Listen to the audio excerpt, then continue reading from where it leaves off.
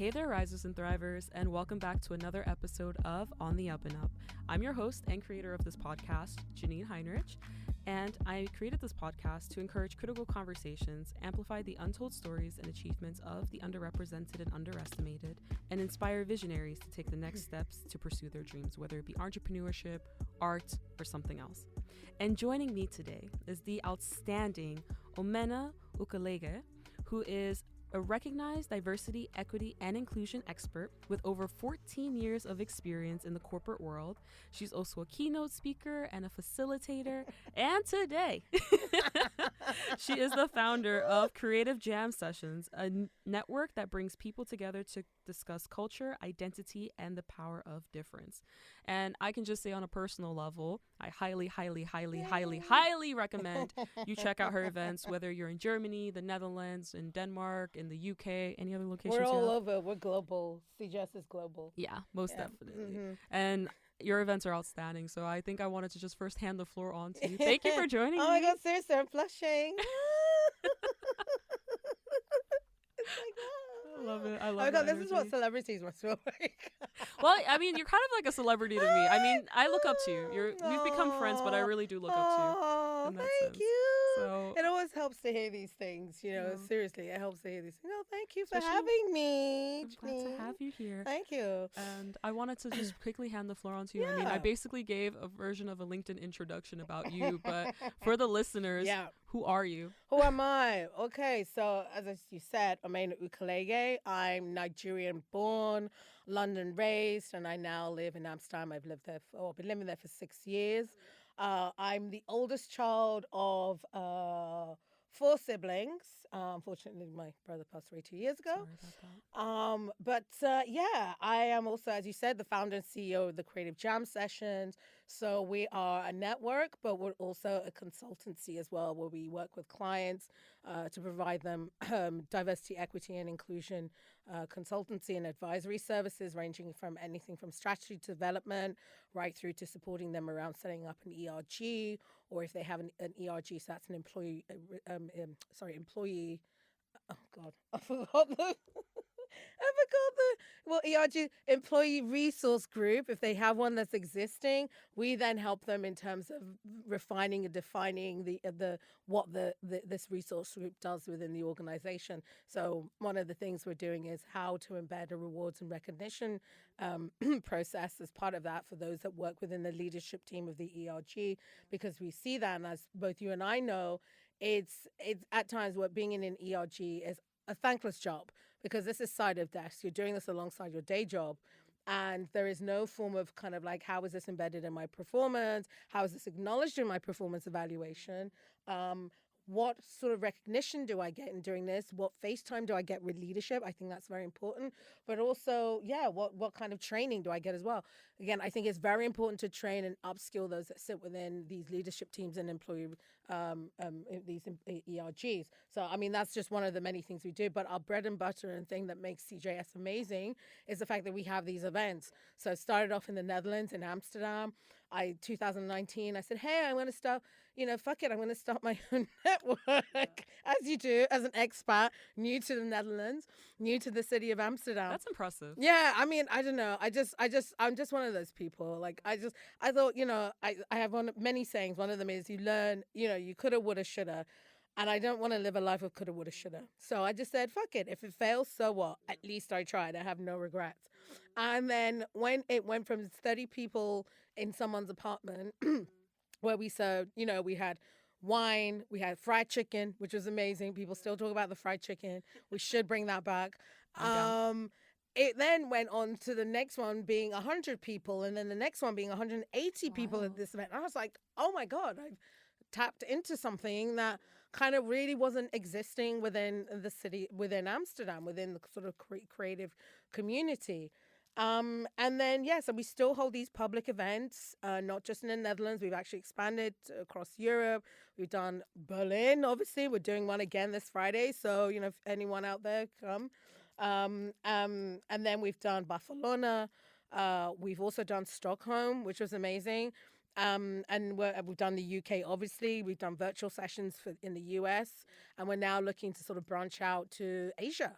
So Cool. yeah, so we're looking to do some events in APAC. Okay, that's a new development, but I'm really excited about that. It gives me a Me reason too. to go on a Look trip. at me, little girl from East London, from Niger, Niger babe, now expanding into APAC. But actually, that's what I wanted to ask you because, Yeah. I mean, you were born in Nigeria, Mhm. you were raised in the UK, you now reside in the Netherlands. Yeah. How do you think your entire background and experience kind of culminated into where you are today? Yeah, I think like, being a Nigerian, we're, very, I mean, ambitious in terms of who we are, what we do, and how, we want to, who we are and what we do. So I raised by my Nigerian parents, especially my mother. Yeah, that woman was a powerhouse. Like, obviously, a mother, a wife. She worked for the local authority in East London, and she also had her own catering business. And I would just see the way my mom worked so hard, and I was just like, wow. Like, I was blown away by how hard she worked. But then also, it was very saddening at the same time because she went up against a lot of struggles, which me as her child, or I as her child, also experienced, and my siblings did too, in terms of the racism and the discrimination that she experienced working in the public sector, as a civil servant. But I saw the courage and the strength that she had to stand up and fight back by, taking these people to court, by saying, why are you promoting me over this man who lacks the qualifications and the credentials that I have, purely because she was being judged on the color of her skin. And I think that's why, my Nigerian background through my mother, growing up in the UK and London, predominantly in East London, again, a melting pot of different cultures, Africans, Jamaicans, West Indians, Caribbeans, Indians from different like creeds within from the South Asian community, from the South Asian community. It was just really, I think for me, it really kind of solidified my understanding of different of different cultures and cultural perspectives. And then obviously living in the Netherlands, it was my first time actually living in a foreign country. Again, I think it's something that Black people don't generally do. And it's something I've always wanted to do. And then eventually in my 30s, late 30s, or was it mid 30s? Can't remember now. I'm 42 now. So, these years just flying by. It was my first time living and working abroad. So again, just kind of seeing things from a different perspective in the country that isn't country I was born in or maybe raised in.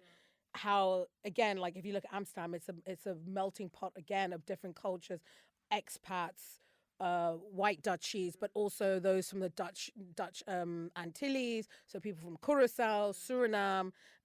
It's definitely kind of giving me a different perspective on a number of things. And the reason why I'm here, I think, is because of all those things. But I think predominantly my mother, just really seeing this woman go through so much to come so far and instill that within me, her child, and my siblings, got us into positions and into roles that we are in today. My brother, God rest his soul, was a commodities trader. He went to Cranfield Business School, one of the best business schools in the world. You have a lot of international students going there to do their MBAs. And then my other sister is a textile designer. And then my little sister is basically like a massive beauty and skincare consultant, influencer. She's approached by these big brands like Byredo and Shiseido. Was it Shiseido? Yeah. And all The these these massive brands, the likes of Prada and all this stuff, approaching her and saying, we want you to consult on this. And she's a doctor. Impressive. So she's a doctor, she lived up to the Nigerian lawyer, doctor. I want a doctor, a lawyer, engineer. Me, I was like, I want to study art. What is art? What is art? You want to paint the whole day. What is this art? Can you live on art? So, but hey, look at me. I've worked for 3 of the big 4, Yeah. 2 of the big insurance companies, plus in the legal sector. So I think I did well for myself You from did from incredibly acts. well. I did well. You did incredibly well. And Yeah. also, huge shout out to moms and all the sacrifices, Seriously, the especially sacrifices that woman made. especially the seriously. sacrifices they make when they're living in a foreign country. Mhm. They're dealing with the racism and the discrimination. I think as a kid we don't fully. No, Actually, I don't think I ever I really never realized saw it. it. I never said no. I didn't I didn't. realize. I never saw it. Yeah. She really protected us from that. So when I became an adult and experienced, I was just like, what the hell is going on here? But then again, I was always told, Omena, you have to work 100 times harder than any white person. So I knew from day one, my skin color was going to be detrimental to my progress within this world, right? I knew that. And as a result of that, I have to work 100 times harder to prove myself in these white spaces, And I wanted to ask, I actually would love to unpack a little bit of your career journey and how that brought you to becoming a DEI advocate. But even before that, you pointed out that your mom sheltered you a lot from the experiences of racism or discrimination. And so when you were finally dealing with it, what was that like?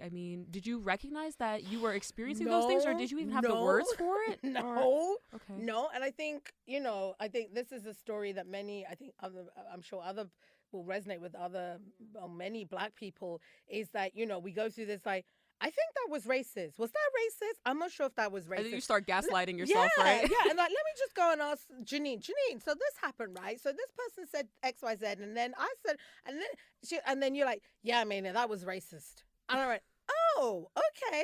So because we've never, because protected by my mom, my parents, I never knew what was going on. I never knew that this person was it's only within the last few years we now have a term for that, microaggression. We now have we actually have names for it. Back then we never had names. All we knew, obviously, racist and just racism and discrimination, but we never had the nuances of what these behaviors were that we were experiencing. So when it happened, I was just like, what did I do wrong? I blamed myself, and I don't want to call myself a victim.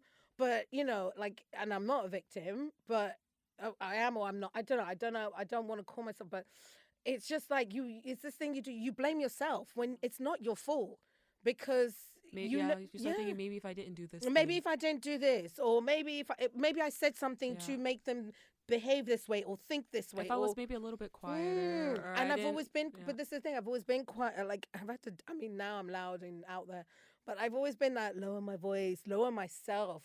Diminish my light. But it's true. I diminished myself because I didn't want to rock the boat. I didn't want to draw attention. I just wanted to go through life, do my job, do my whatever. But it doesn't matter whether you are quiet or you are loud. There is always going to be someone out there who wants to kind of tear you down because they are threatened by what you bring, And I think that's a really interesting point that you bring up, because this point actually came up when I was having the first episode with Ali, and he had said he at the time didn't even realize that certain things were microaggressions. And I think the point that you bring up is very clear because we didn't have the terms for it. It was not the level of awareness just wasn't there at the time. So we were experiencing things, and we know we were experiencing and going through something, but we didn't have the words for it. And I really also think there's that generation of our parents' generation that really went through it and did not have the terms. And to an extent, they mitigate it a little bit too. I've recognized that all the time. It's trauma. I saw this it was an interesting post on Instagram. I love Instagram because it does sometimes have some value and bring some interesting posts, but it showed like the different generations of like generational trauma from boomers to millennials to Gen Zs. And then specifically looking at my parents, boomers, and then me, I was like, yeah. So I'm dealing with their trauma put upon me. Oh, you have to do this, you have to do that. Because again, coming from an African household, as the oldest daughter, there was a lot of pressure on me. Omena, you have to be the pinnacle, you have to be the leading light for your younger ones. I'm like, can I not just be a child? No. And then you have to do well in school. You have to take care of your younger ones. You have to do. And so as I didn't have I was thinking about this a few days ago, before I came into Berlin. I was like, I never had a childhood. I don't think I ever had a childhood. I was literally, I think I was birthed out. I came out as an adult. But that's a lot. As an adult, and it Yeah. was a lot. It was a lot. So, so I'm dealing with the generational trauma, and then I'm Yeah. dealing with the PTSD from what I'm experiencing within the workplace, not knowing I'm going through this PTSD or this sort of emotional mental trauma, and it impacted me to the point. There was a situation in one of my previous employees. I had to, I signed off sick, and yeah, I had to take them to court. Well, Yeah. I didn't take them to court, but we settled out of court. But because of the I would say racist mistreatment I was getting from a people manager. And I mean, I think it's a very heavy topic, so you don't have to go into that No. much detail, but can we unpack that a little bit? Because I think like we said, for some people, it's hard to recognize that this is what you're going through, or even recognizing. So what does workplace discrimination or prejudice or bullying look like? Or do you have some examples just off the top of your mind of God. what that could I it differs for everyone, and you'll agree with me. It differs for everyone. My experience, it was like, oh, you're too loud. My communication skills. I don't know what was wrong, but with my communication, it's these little things like which basically devalues you as an individual in terms of doing your job. So what I went through basically made me second guess and question my ability to do my job. I'm not good enough. Oh my God, I must be really shit at my job. That to me was bullying and the harassment and discrimination that I experienced, which makes me question my ability to do my job. And it's not big things. It's these little small things that tear you, that nip away from you, which eventually gets to a point where as I said, you question your ability to do your job, but then it can also make you feel unsafe in that environment. And then to the point that you basically either leave or you sign off on sick leave or you leave. And I was gonna ask, like, how do you deal with it, or how did you deal with it? Oh, I took legal action. Okay. I took the legal, but don't get me wrong. Again, I was playing this whole thing that my parents told me: compromise. I'm the one who's being discriminated against, but I'm looking to them to compromise and do the right thing for the people who were coming for me. Again, this is, something I look back at it and I laugh, but again, I didn't know any better. But then something hit me. I don't know, one day just hit me and said, what am I doing? What am I doing? Why am I allowing these people to make me feel like I'm a piece of dirt? That I'm not good at. I know I'm good at what I do. I've received feedback from my internal stakeholders that I'm amazing at my job. I won literally most of the opportunities. I brought in businesses, opportunities, projects that were worth tens of thousands, hundreds of thousands of pounds and euros, right? I worked with these delivery teams to bring this business in. And then I'm being told I'm not good at my job. And I just went, enough is enough. And I just went and got a lawyer. And I said, you'll be speaking to my lawyer from now on.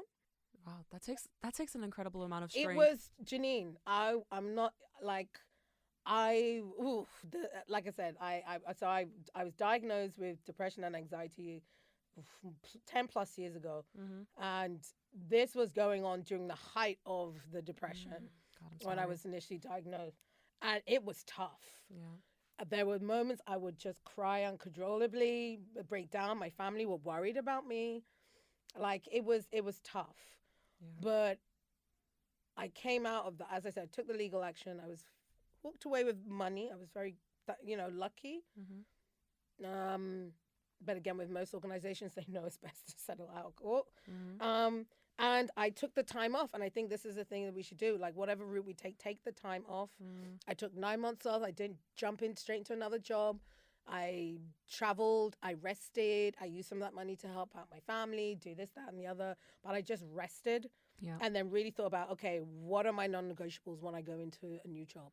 And I think what I like about, or one of the points that I wanted to kind of reiterate on is this aspect of compromising, because I definitely do think there's, in some households growing up, you know, especially when your parents are not from the country, Mm. they never want to ruffle feathers. Yeah. And so as a kid, when you That's grow what up, my parents did. yeah. Well, I feel like for I me, think in the workplace, yeah. yeah, but there's certain circumstances where they're like, present yourself a certain way. yeah, yeah, Don't yeah. do this Yeah, way. yeah, Try yeah. not to do that. And then it's Yeah. like you want to be as agreeable as possible. You don't Yeah. want to be. Yeah, And then I don't want to be like a doormat, Yeah. but I don't. But I've learned that doesn't. I think again, still talking Yeah, for me as a black professional, that didn't help.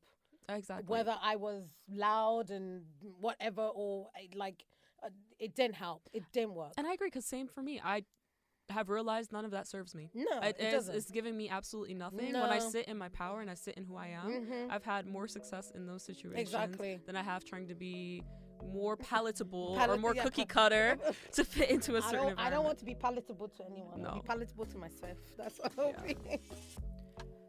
Hey there, risers and thrivers. Before Omena shares how she turned that negative experience towards creating a positive impact, I just wanted to check in with all of you really quickly. Have you ever found yourself struggling with being yourself in the workplace or with those around you? How did you end up handling it? Let's start a discussion in the comments section. I think we'd all be able to learn from one another and support other people who are also going through such an experience. So feel free to share your experiences, and if you don't want to share your experiences, no stress. Just don't forget to follow this podcast to be notified anytime a new episode goes live. And with that being said, back to the episode. But I also wanted to say, because I mean, that sounded like such a tough experience and such a tough journey that you were on. And how do you go from experiencing all of that to becoming an advocate? Because Yeah. I feel like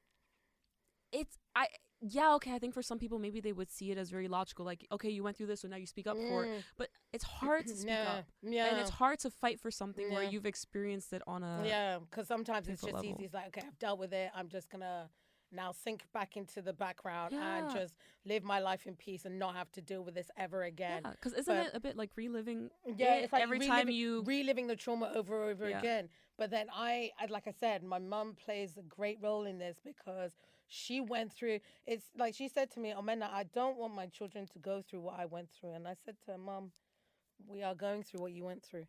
But she stood up for herself. It was painful. Again, she shielded this for me and my siblings because we were children at the time. But she took her employees to court.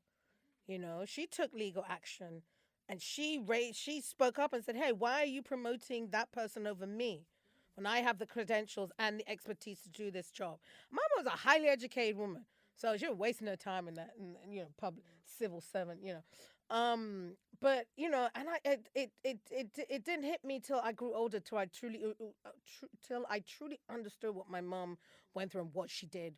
And I said, oh, I could just take my money, go live my best life in peace and quiet.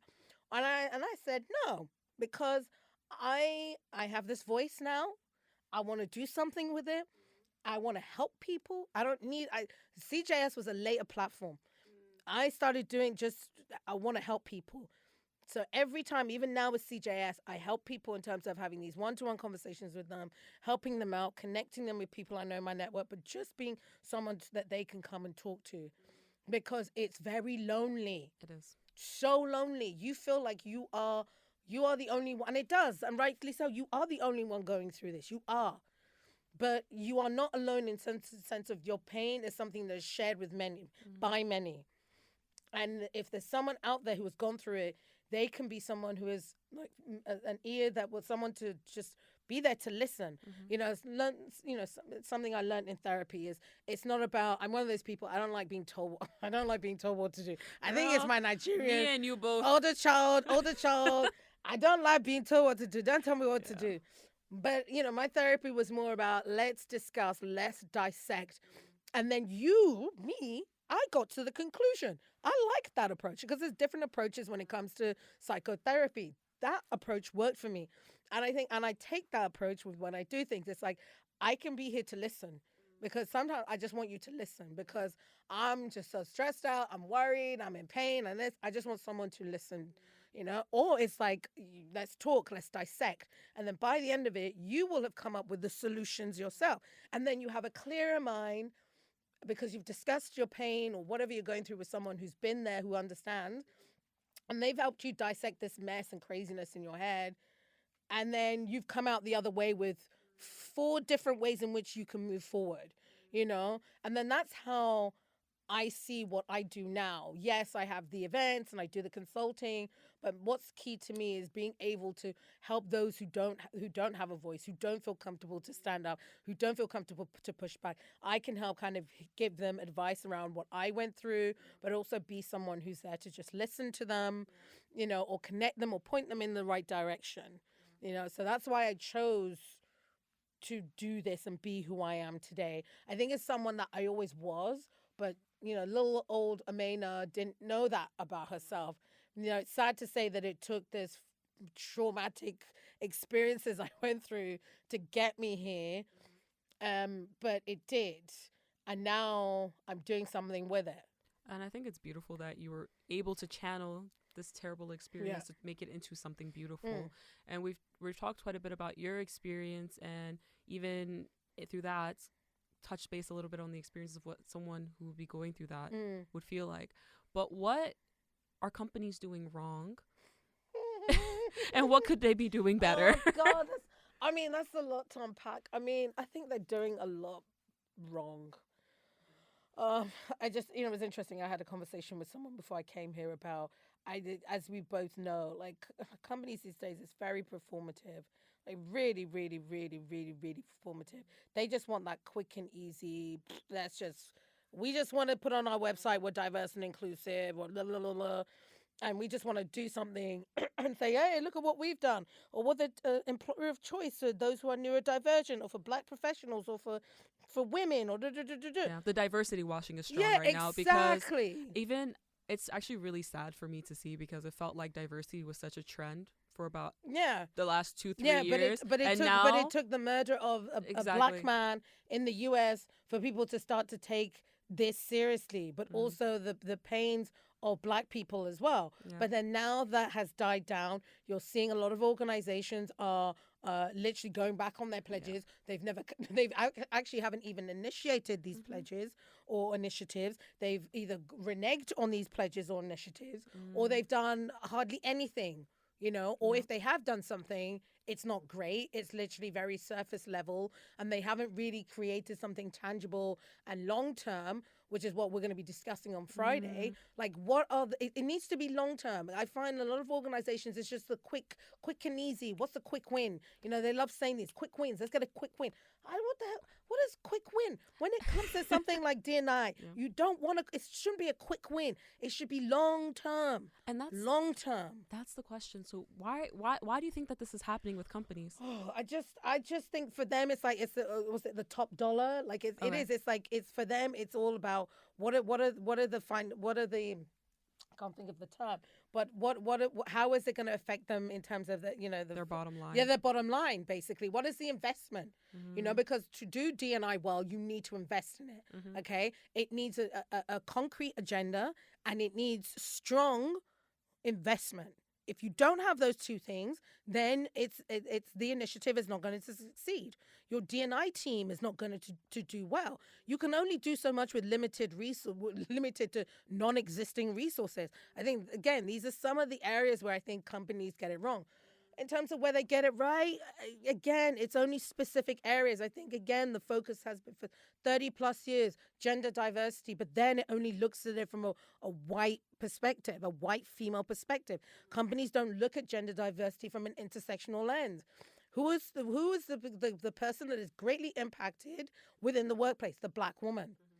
The Black woman, right? She is, because she is dealing with a number of the intersectionality, everything. As a Black woman, maybe a Black woman is neurodivergent, a Black woman who lives a mental health condition, a Black woman who is a mother, a Black woman who is some form of a caregiver, etc., etc. But again, we see that a lot of Black women are not being supported around their performance, or they're being told one thing in their performance evaluation and then another thing when things don't go wrong. Things go wrong. The Black woman, especially in leadership roles, is highly visible, overly scrutinized. So we therefore have to step down. We've seen 3 prime examples of 3 Black women in the US who have had to step down, or unfortunately, one committed suicide due to the fact that they were accused of plagiarism, anti-Semitism, and they were bullied and harassed. Yeah. And the thing is, I mean, my research wasn't necessarily targeted at the corporate world, but it was targeted in the entrepreneurship world. But oftentimes when I asked the women that I was interviewing, what was that catalyst or trigger for you that made you leave your company and go towards entrepreneurship? It was exactly what you were referring to. It was this workplace bullying. It was this unnecessary amounts of scrutiny. It was feeling like you were being circumvented for opportunities and they were being given to other people, even though you were perfectly qualified, to the point where these women were just at one point, forget it. I'm going to go build my own company and create an environment where I feel happy and comfortable. Well, you've seen that 50% of black women have left the workforce to go and start their own businesses because of those reasons. But again, this is why, like I said, like companies are doing certain things well, you know, whether it's LGBTQ plus or gender, again, the gender still. But again, I think they don't look at intersectionality is so key because you're not just white, you're not just black, I'm not just a man or a woman or trans. I'm one of so many things. Exactly. And I think that with organizations, they like a nice niche box and put people in these boxes. I would say, I think also part of it, and for those of you who don't know what intersectionality means, it's basically the advantages and disadvantages that are loaned to a person based off of their identity. And the fact that once you are a woman plus your racial ethnicity plus maybe your religious beliefs and all of those things come together, you're now culminating a certain set of advantages, disadvantages that one may not necessarily have if they are just of one or two, three categories. Exactly. And I think one of the issues, and this was something that I realized through my research that's prevalent, is people don't know how to deal with intersectionality. And I've realized for companies is how do you take all of those factors into account? And I actually think fair, because when I think about it, I'm actually thinking, how do you and take you can't do, you know, I think to try, and I don't think you can, it's very challenging. So I think So what can they do then? I think one of the things that I really push for is to really consult with the whether you call them ERGs or BRGs, so business resource groups, consult with them. Because aren't you creating the initiatives for them? You're creating for them. They are the workforce. I think it's highly important to get them involved, to scrutinize, to analyze, and feedback on your strategy. Because then they're the ones who are your challengers. They're the ones who will say, this is going to work, this isn't going to work. Because you're getting the LGBTQ plus community's feedback, the neurodiversity community's feedback, the black or ethnicity, cultural diversity feedback. You're getting the women's feedback. You're getting allies feedback. So involve your ERGs because they will really help you to define and really, you know, really define what that strategy looks like.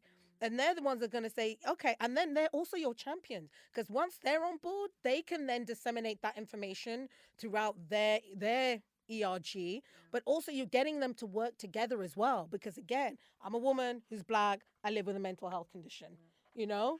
So you're getting the insights from all these different ERGs, but also they're working quite closely together to provide those insights. Yeah, and maybe I want to push back slightly. Okay, push back. In the I love a challenge. No, because I'm thinking from the sense of someone who has been an only black woman in certain environments before, and everyone's always expecting me to speak up as the black voice.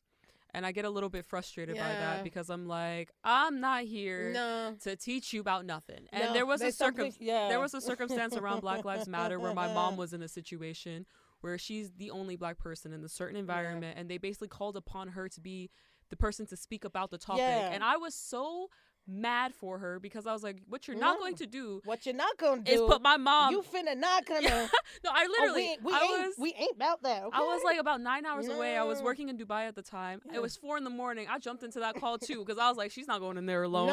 And I felt offended by it because I was like, why should she be the spokesperson? No, and she shouldn't. I think if you're the only one, no, you shouldn't. But if we look at some of these organizations now, there is an actual community. That's what I'm talking, like these ERG. So these are the ones that people volunteer to be a part of. Yeah. But then you have like a lead. So I was part of one of the companies I worked at. I was part of a cultural diversity network. Yeah. And that was made up of a leadership team, of which I sat within. So there was probably like 10 of us. So we were involved in providing our insights to the central D&I team. Gotcha. right? If you're the only person, then how to the no? How to me? Like I said, look, I'm not Blackopedia. I will never. I do not speak for the black community. I speak for myself. I'm not Blackopedia, so no one Thank coming to you. me to. But also, I love this. It was an episode I saw of Blackish. Yeah. What a friend we have in Google. So if people need any information about please Google it. Yeah. Google. We have TEDx talks. We have articles, Yep. publications, research, Yeah. white papers, documentaries, dramas. I mean, there's so much information about the black. You can go and read it. Because literally that situation I was just telling you about with not my here mom. I'm not here to educate anyone. Go Yeah. educate yourself, and then you can come and talk to me. We can questions, Yeah. dialogue, all that. But I'm not here to be telling you, Yeah. so 400 years. No, we're not. We're not about to do that. No. We're not going to do that. And it was exactly that situation that my mom was in, where I remember one woman at one point was like, where do we learn more about Black Lives Matter? And I was like, ma'am, you can Google it. And I remember my mom being like, Janine, I'm like, I mean, come on now. Google. I was Google. like, That's what I said. she's old, but she ain't that old. Like Google I it. said, what a friend we have in Google. Yeah. I mean, seriously, it's like, when I was a kid growing up, we had encyclopedias. We didn't have Google. So we're very fortunate now that we have Google. And all the information's at So, your tips. like I, as, someone coming from Nigeria when I was 5 years old into predominantly white country, I had to teach myself about living in the UK. Yeah. I had to teach myself. I didn't go up to no white person that educate me. I didn't do that to them. But again, it's not the responsibility of the marginalized and those who are underrepresented and who have gone through this trauma and through all this discrimination to be the ones to be doing the education, the educating. I'm here to have a conversation with you. I'm here to ask questions. Yeah. If you've read something, hey, I have some questions about, why I no longer want to talk to, I read the book, Why I No Longer Want to Talk to White People About Racism. That's a great book. For anyone who wants to learn about anti-racism, that's a really good book. It's that's a really good one. It's like I'm not loud or I'm not shouting. I think it's an American woman, and it's just talking about, again, as Black women, we're like, oh, you're too loud, or why are you shouting when you're not, or why are you so angry and aggressive? But there's so many amazing books that I'm seeing now about the Black experience and how to have these direct conversations with your Black peers or whatever. So for you to come to me and say, oh, educate me, I'm like, no, go read a book. And also, I feel like that ignorance Books are there. To me, these days, that ignorance is a choice. Yeah. That's a choice because you have all the resources. Yeah, If ignorance you is not really bliss. wanted to know, Ignorance is not you would bliss. find out. Yeah. But I wanted to kind of bring it to the company perspective again, and I wanted to ask you, so we kind of talked about what companies are doing wrong, and it's pretty clear they've got some major issues. Yeah. Are there any companies or any companies that are doing something right, or any examples off the top of your mind that you think of who've done good things? Well, God, I mean, there's a few doing stuff. Like, the likes of Netflix and IBM and Microsoft and Google. They all have like very individual, like, initiatives that they carried out, maybe around leadership program, maybe around sort of supporting gender diversity or some sort of ethnic or cultural diversity type initiatives. There was a really good one, and I heard it on this podcast, again, for the life of me, it's so rubbish, about the title of it. It's by this a Jamaican British Jamaican woman. God, I wish I knew her name, and it's such a great podcast. If I had my phone next to me, I would look at it up. But I'll share it in the post. I know, and I got referred to it by a wonderful woman called Erica. Oh God, I can't remember Erica's name. Erica, don't kill me. You want to grab your phone real quick? Yeah, no, it's okay. By I know her daughter Zoe. And I met her mom, and her mom works for Erasmus University. She works within the sort of comms team. Okay. She's a lawyer, like this woman is freaking amazing. Yeah. And she referred me to this podcast. It's like three episodes so far. But it talks about it. The first one is with a woman called, I can't remember her name, but her name. See, I'm so terrible with names. Her name is Shirley. She's and I didn't know, the managing director of Saatchi & Saatchi, a Black woman. Oh, wow. Okay. I was like, damn, I didn't know that. So she lives in London, and she was talking about about diversity and inclusion and what Saatchi & Saatchi are doing around this, specifically around supporting Black professionals, right? And then she said, we need to start from before they get into the workforce. So they have something called Ignite, which basically partners with a number of schools in the UK to help young children to kind of like express, like get them interested in the creative industry, but the different types of areas of the creative industry. They also have like a graduate scheme as well to support young graduates coming in. And what they do is with that, they subsidize. So they work with this, oh God, I'm so terrible. This organization called Brixton something. And then they basically work with that organization or the association to provide subsidized housing. Because when you're doing an internship or grad scheme in London, I mean, the renting in London is insane. Do y'all get paid actually for these? No, you do. These grad schemes, they do pay, but like renting is insane. So they actually help out. So this association provides subsidized housing for these graduates, and then Saatchi also provide a subsidy on top of that. Okay. So it doesn't cost a lot. So they have their own room, they have the shared area. It's really nice. So that's one less worry about, oh my God, how am I going to pay my rent? It's going beyond the workplace. Yeah, that's what they do. But they start from the very beginning. Like they start with these schools, and they're seeing great progress with that. Then they have the grad scheme, and then they have this playbook that they've created, which is now readily available to anyone. So anyone can use this playbook and actually implement this within their work organization. But then what they're doing is they're also backing this up by setting targets for themselves. They're ensuring that this agenda is being set by leadership, is coming from leadership. They're providing the investment. So again, it's literally the whole kind of from cradle to grave type approach. That they're starting from, let's not wait until they get into the workforce. Let's start working them when they're quite young. Let's show them the different types of people that work in the creative industry, or it could be any industry. Because again, if you're someone from a lower socioeconomic background, let's I don't know what, let's say what, in the Netherlands we have the Bijlmer in I mean, I can't even say East London or Southeast London now, because the likes of Peckham and Hackney are now bougie as fuck. Those areas where you've come from a lower socioeconomic background, what are your opportunities? And it's hard to take certain opportunities. Yeah, you may come from a single parent household, or you may have carer responsibilities as a young person. So you don't see any opportunities for yourself. But if you're going into the organizations, going into these schools and showing these different people that are working with these organizations, and the fact that they're saying, hey, here are the opportunities, these are the things you can do. You're opening up a whole new world to these kids, these young people, and then that ensures that you're getting a diverse workforce. Because the fact I think companies aren't doing well is because there is no representation within these senior and leadership roles. But if you're attracting them from a young age, you'll start to see that workforce change. Not just of color or cultural, but in terms of so much representation joining the workforce. And then so you're seeing them getting into these leadership roles. And I think this is an interesting full circle, because it goes back to what you brought up in the beginning. It's about having this long-term agenda for diversity, putting in metrics in place so that you're properly tracking what's happening.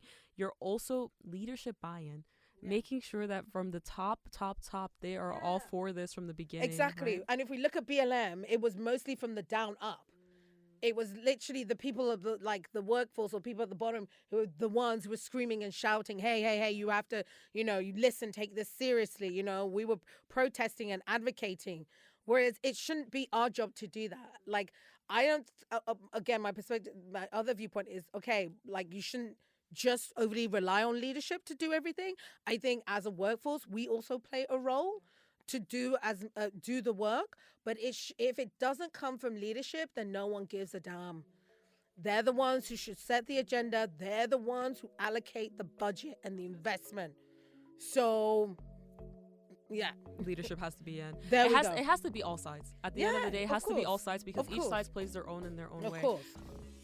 Hey there, it's me again. Thanks for listening this far. Tell me, what do you think about our conversation? I'd love to know your take and perspective, so please feel free to leave a review, a comment, and let us know what you think. Also, On the Up and Up is in its infancy, and we have major plans to turn it into something more than just a podcast. But to do that, we need your support. So please like, comment, follow, and or subscribe to our various channels to stay notified on how things are developing. All channels are linked in our show notes. And with that being said, back to the episode. But one of the things that I wanted to actually bring up with you, because I always find this to be a hot button topic whenever people talk about DEI, is quotas. Are you giggling? No, I'm giggling. What's your perspective on it? What, in terms of what, like hires or yeah, with regards to hiring.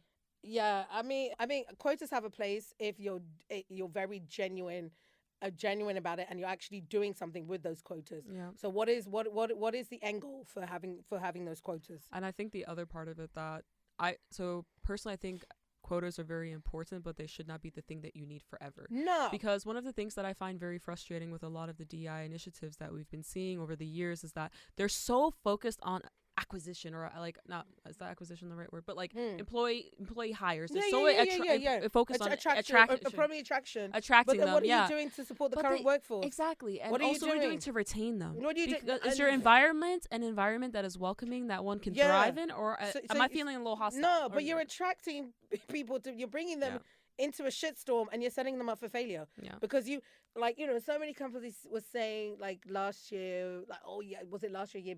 We want to be the top employer for neurodivergent. We want to be the neurodivergent employer of choice. Okay, great, but what are you doing to support your current neurodivergent workforce? What have you got in place?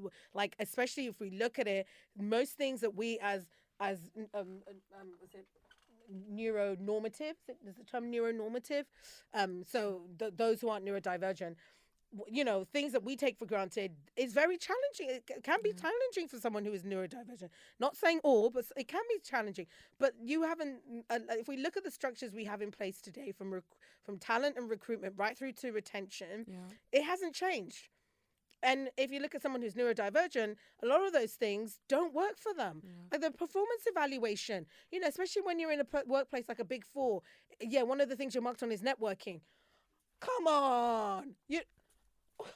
Really? Are you actually? No, I'm not. But I know people who are. I was like, are people actually? No, they are. Oh, sorry. Yeah, people are actually like scored on their networking. I would fail so hard. Like how? They are. They're like, one of the things is, what are you doing to network? What relationships are you building? But that's hard. That's also not a fair criteria. Especially if you're client facing. Yes, yeah. But this is the thing, when you're in those corporate environments, they do score you on how your relationship building and your networking.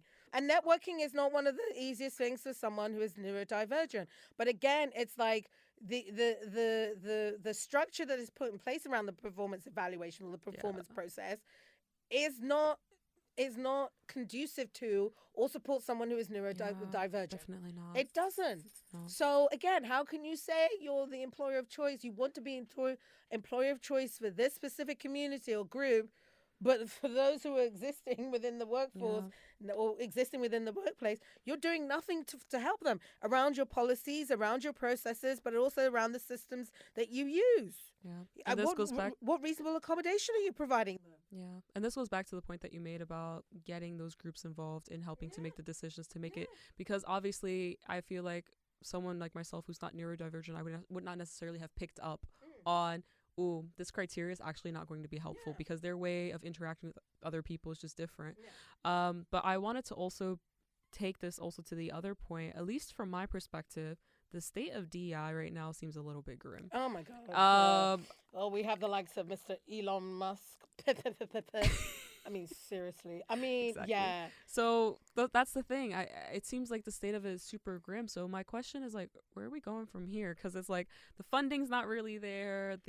Everyone's cutting their programs. Everyone's either cutting their programs. They're either, obviously we've seen a number of layoffs take place within the tech industry last year. We're now seeing it. We're now being told there's a recession. The fashion industry is now being impacted by this. I know a number of industries will be impacted. So we're now seeing, these companies, the first department that goes, D&I. D&I is the first department that goes, and I've known a number of people that have sat in these departments who have lost their jobs. And then also they're cutting their budgets as well. As I said, they're reneging on their pledges and the things that they said that they were going to do. And it is. And then you have the likes of these DEI naysayers and Mr. Elon Musk and his crap. DEI must die. I mean, we all have our opinions on him. No comments there. Yeah, no comments. No, But I respectfully decline because it's energy I don't want to give. Yeah. So where do we go from here? Where do we It go sounds from terrible. I mean, listen, we always have doom and gloom. When have we never had doom and gloom? We lived through 2 years of COVID. We've gone through literally going through a third world war. I've gone through how many recessions in my lifetime? We're always going to have doom and gloom. We're always going to have things going, 10 steps forward and then 100 steps back. But again, if we as DEI advocates, allies, consultants, whatever we want to call ourselves, are buying into that doom and gloom, then, we might as well give up and call it a day. But I'm not here to give up. I'm not here to give up. We will always go through challenges. We will always go through bitter times. But again, there are people that still need our help. There are people who still need our support. There are people who look to us for that advice, who look to our events, who look to our insights to help and support them, to give them that voice, And I think I'll also say about that is, although it sometimes feels like we're taking 10 steps forward and 100 back, honestly, yeah, we're taking 10 steps forward. We're probably taking 4 back. But if we look at even what we brought up in the beginning of this conversation, we now have terminology like microaggressions. We're able to talk about workplace discriminations. We have platforms like this podcast, your work, creative jam sessions to have these conversations. So we are taking a step forward, and it does look gloomy, but it's not terrible. Like, do you know what I mean? Like I said, look, I said, listed all these things. I've gone through so many challenging things in my life, and at times it's broken me. Yeah. But it's not meant I've given up. I've never given up. Yeah. It would be such great to just give up, go home, get myself into my bed, pull the duvet over my head, and sleep for 100 years. But I've always been that person I just see every challenge as an opportunity for me to come back 100 times harder. And honestly, I think that's so beautiful. And that's what I'm going to do. I'm just literally, you're just going to get me coming back fierce. Yeah. And I think that's so beautiful. Like, I look at you and I'm like, where does she get all of her strength and her power? And because, girl, like, I'm supplements and vitamin D. Seriously. I just don't because I just see the opposite side is just me crying and people just being lost and not having no support system, network. I mean, what we do is great. You don't realize it's such great support for people. Like, obviously I'm terrible with names. So some of these people I've listed, some of these people I've met throughout my career, my DEI or inclusion journey, and the podcasts I've read, the books I've read. You know how that's really, it's just really helped me. And I know we use the term empowered so much, but it really empowered me. Yeah. It really inspired me. I'm literally sitting there taking notes as I'm listening to a podcast, so I can bring these things up and say, oh my God, the podcast here was amazing. And it said this, and I read this book and because I truly believe in this, that I want to share what I hear and what I see and what I experience. Because then hopefully, like I say, when I talk about my mental health condition, again, there aren't many, I'm sure there are Black people out there that do talk about it, but there's not many because, again, there's still a bit of a stigma around mental health within the Black community. Yeah. So when someone meets me and they go, what? And I say, oh, I live with depression and anxiety. They're like, huh? They look at me and they're like, but you? Yeah. I'm like, mental health doesn't discriminate. Yeah. It's one of those things that just doesn't discriminate. Yeah. It doesn't see, and I hate saying I don't see race. And it's true, it don't see race, it don't see creed, it don't see religion, it doesn't see gender, it doesn't see sexual identification. It will impact any and every person. So, when I talk about it, I know that I am helping someone else who is Black, a young Black girl or Black woman or Black person like me, or someone who is like me, that they don't have to look like me, maybe they identify with me. And they're like, wow, if she can be so brave to talk about this, what can I do? Or I can at least start to take the steps to get help. That I was going to say. And that's what I want people to get help. Like, look into psychotherapy, look into self-help. We've got so many apps out there which are amazing that can help, like Headspace and Calm and et cetera, et cetera. And then there's psychotherapy or maybe, medication, whatever it is that takes to help you. I want to inspire someone or help someone to take that first step to help them with their mental health condition. I don't call it a disease. It's not an illness. because I don't see it as anything that holds me back. It just makes me even stronger as a person. Omena, you're one of the strongest people I know and an absolute inspiration. Thank you so much for taking the time to join me with this conversation and share all of your insights and perspective and opinions. And for all of you that are listening, thank you for tuning in for this discussion. We covered a lot. I mean, everything from Omena's personal upbringing and challenges in the workplace due to racism and discrimination, to exploring where organizations are going wrong with DEI initiatives and areas for improvement. Honestly, like I said, it was a lot. And I really hope that you all can leave this conversation feeling inspired with new insights. If you have feedback to share, feel free to leave it as a review, comment, or email me directly at janine@ontheupandup.io. Also, as I previously mentioned, we are looking for an audio engineer, so if you're looking to get involved, feel free to reach out to me anytime. Lastly, I'd love to interact more with all of you via our social channels, so please do follow us. Like I said, all socials are linked in the show notes. With that being said, the next episode will go live in 2 weeks, and I cannot wait to share it with you. Until then, onwards and upwards, y'all, and I'll speak to you then.